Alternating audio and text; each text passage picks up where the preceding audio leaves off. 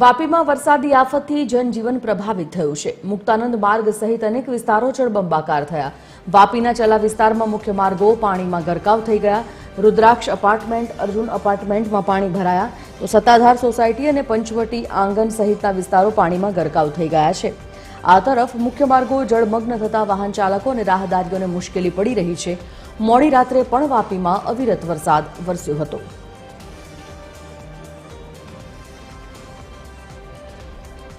Phone line पर संवाददाता रितेश पटेल जोड़ाई गया है। रितेश, वापी में सारो एवो वरसाद नोंधाता समग्र विस्तार में जळबंबाकार जेवी परिस्थिति है। आटला वरसादथी शुं छे त्यां स्थिति?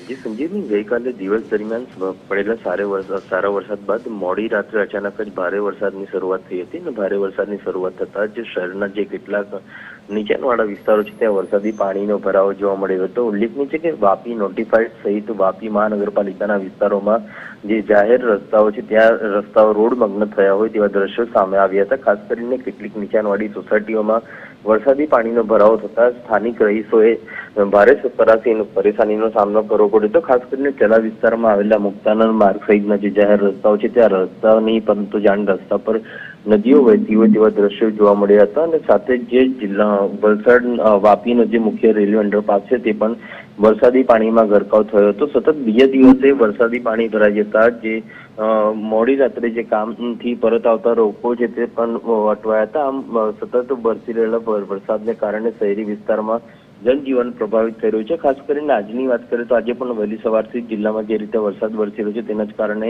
તંત્ર દ્વારા પણ સાવચેતીના ભાગરૂપે શાળા કોલેજોમાં રજાઓ જાહેર કરવામાં આવી છે। આમ સમગ્ર પરિસ્થિતિને ધ્યાને રાખીને હાલ જિલ્લાનું વહીવટીતંત્ર સજ્જ જોવા મળી રહ્યું છે। જી ધન્યવાદ रितेश।